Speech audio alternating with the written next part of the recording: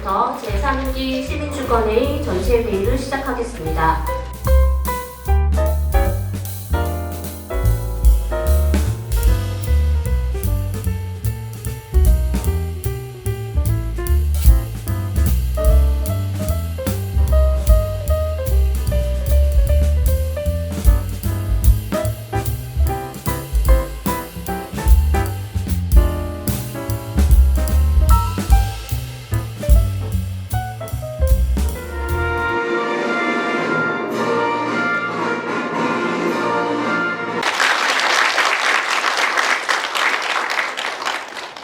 시민주권회의가 공동의제로 채택한 국제정원도시 박람회 지원 과제에 대해서도 전체 위원님들과 공감하는 기회를 갖고자 시 관계관으로부터 박람회 준비 상황 등을 설명 듣고 토의하는 순서도 마련하였습니다. 세종시의 주인은 세종시민입니다. 주인 시민이 세종시정에 대해서 관심을 갖고 참여하며 좋은 의견들을 많이 낼 때 우리 세종시가 발전합니다. 저로서는 시장으로 취임한 지 1년이 조금 지난 것 같습니다. 그동안 1년 동안 어떤 일을 했는지 또 앞으로 제 임기가 3년 남았습니다만 앞으로 어떤 일을 할 것인지 또 지금 현안이 무엇인지 라는 것들을 우리 주권의 위원 여러분들께 상세히 보고드리는 것이 굉장히 의미가 있으리라고 생각합니다. 먼저 가장 중요한 건 우리 시가 국제 행사를 큰 국제 행사를 두 개를 치러내야 됩니다. 하나는 2025년도에 국제 정원도시 박람회라는 거 하고요. 그리고 2027년도에는 옛날에 유니버시아드라고 했던 세계 대학 경기 대회를 치러내야 합니다. 저는 이 국제대회를 우리가 성공적으로 아마 치르기까지는 굉장히 많은 준비도 필요하고 어려움도 있을 거라고 생각합니다. 그리고 노력도 해야 됩니다. 고생도 해야 됩니다. 그러나 치르고 나면 아마 놀라우게 세종시가 도약하는 그런 계기가 될 것이라고 저는 생각합니다. 그 부분에 대해서 제가 설명을 드리고요. 두 번째는 행정수도입니다. 제가 요즘에 헌법을 바꿔서 세종시를 수도로 해야 된다. 라고 열린 주장을 하고 있어요. 왜 그렇게 해야 되는지를 좀 설명드리는 그런 시간을 갖도록 하겠습니다. 그리고 세 번째로는 우리 세종시가 세종특별자치시라고 해서 문자로 특별자치시라고 해서 특례가 많은데 그 특례가 과연 제대로 작동되고 있는 것인지 그리고 지금 이제 세종시 특례법을 개정안을 지금 발의해놓고 있는데 그걸로 끝날 문제인 것이지 제가 1년 동안 세종시 행정을 직접 담당해보면서 이거는 바꿔야 된다라고 느낀 점들이 있습니다. 그런 것들을 여러분들한테 설명을 드려서 저와 여러분들이 함께 우리 세종시를 발전하는 그런 이해가 되는 시간이 되었으면 좋겠습니다. 우리 세종시는 중앙공원이 있죠. 그리고 호수공원이 있죠. 그리고 국립수목원이 있죠. 그리고 그 정부 청사는 옥상에 다 정원이죠.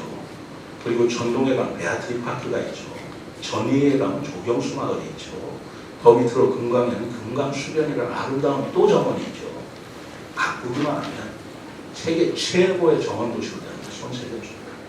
이번에 CIB 의원들 와서 두 차례 왔었어요. 1차 실사가 있었고 지금도 실사를 하는데 그분들을 제가 메타 45에 올라가서 야경을 보여주니까 감탄을 하더라고요. 세종시를 전혀 처음 온 분들이에요. 잘 알려지지도 않았지 않습니까? 그걸 너무너무 놀라는 거예요, 야경을. 근데 정말 놀라게 한만 내가 뭐라고 했는지 아세요? 여러분 멋있습니까? 멋있대요. 훌륭하죠. 예. 정말 훌륭한 건 이 모든 것을 저희들이 10년 안에 했다는 거예요. 이건 정말 믿어지지 않는 것이. 불과 10년 안에 이걸 다 해냈습니다. 그래서 엊그제 실사위원들이 와서 25년까지 촉박하지 않겠느냐 해서 그 얘기를 다시 했어요. 이 도시 전체를 우리가 10년 안에 했다. 1년이라면 무궁무진한 세월이다. 걱정하지 마라. 내가 그렇게 얘기를 했는데 그렇게 자신에게 소리칠 수 있는 것은 바로 중앙공원이나 호수공원이나 인프라가 워낙 잘 돼 있기 때문에 시간이 짧아도 그 인프라를 기본적으로 활용을 하고요. 그리고 두 번째로는 지금부터 시민들이 자기 마을, 자기 아파트, 또 교차로 이런 정원을 얼마나 잘 바꿔내느냐에 달려있는 문제라고 생각합니다. 그거를 충분하게 우리는 승부를 걸을 수 있을 것이라고 생각하고, 그때 우리 지역을 찾아오는 외부 손님들 45일간을 지금 예정하고 있는데 180만이 살고, 그럼 거기서 우리 세종시가 무엇을 홍보 효과만 누리는 게 아니잖아요. 입장료 수입만 수입이 아니잖아요. 그걸 기반으로 2027년도 세계대회를 치르겠다. 이것이 제 생각입니다. 지금 우리가 가지고 있는 헌법이 36년 됐습니다. 일제 36년하고 같아요. 그 36년 전에 우리나라 어떤 나라였죠? 그 36년 전에 지금 헌법을 만든 동기는 독재 반대, 민주화 추진이었습니다.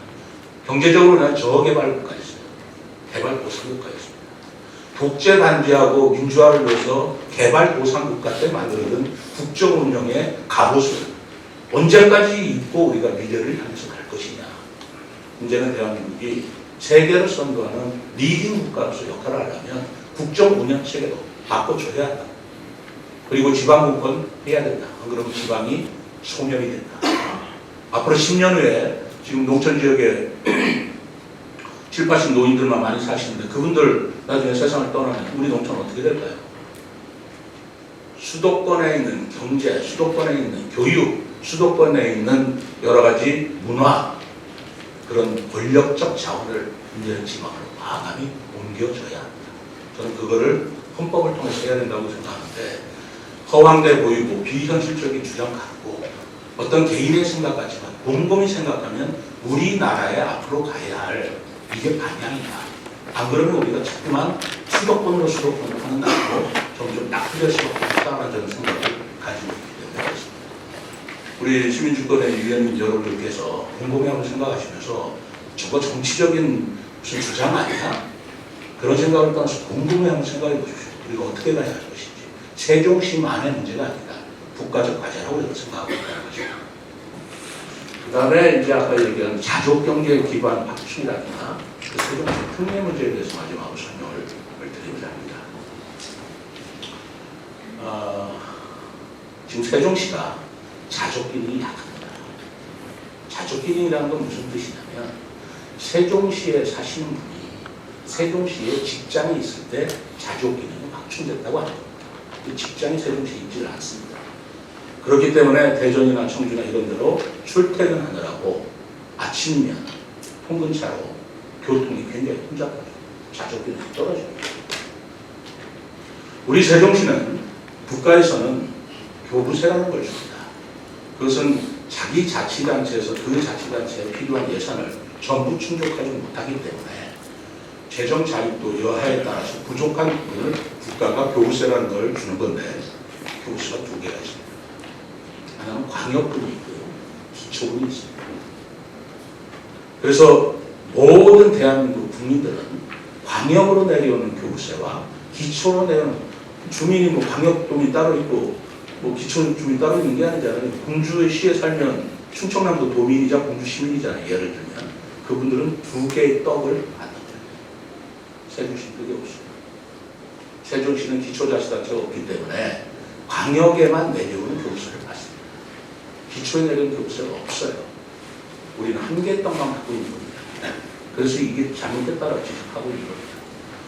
그런데 시군이 또 없기 때문에 또 줄 수 없는 법적 문제가 있어서 지금 특례법이라는 걸 만들어서 어떻게 했냐면 광역에 주는 교부세 총액의 25%를 더 얹어서 준다.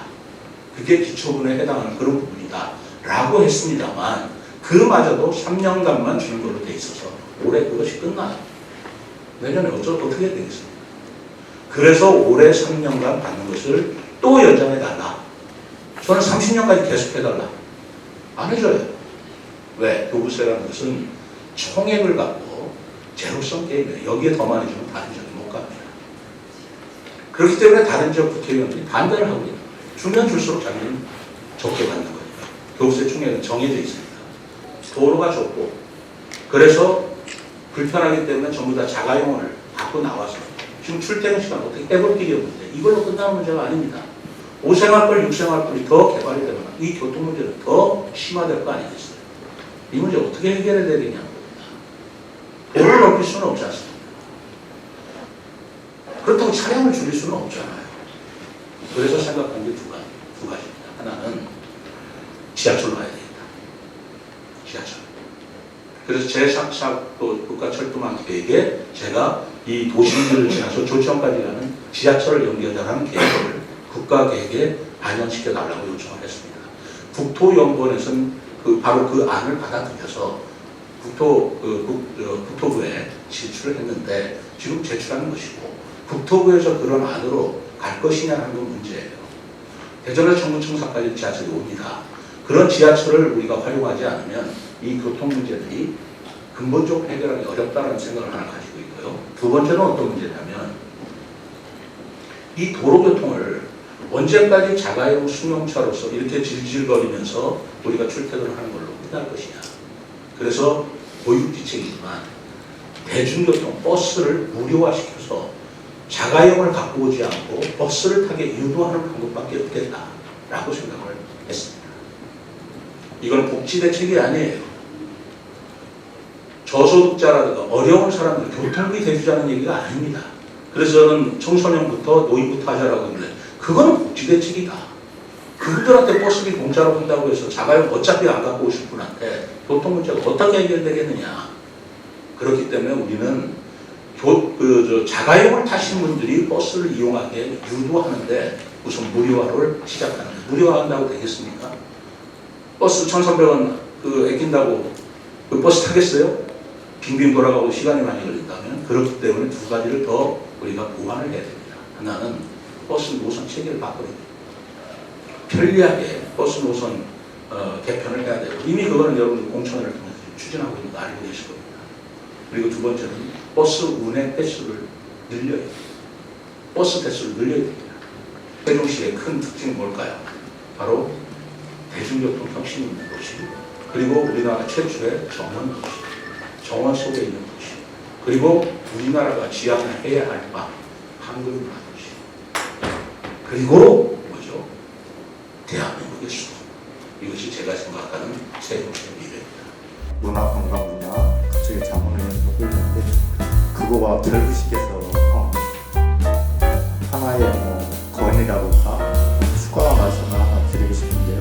중에서 대중교통 무료화를 제외하고 나서 조치원역 KTX 정차하고 수도권 전체 1호선 연장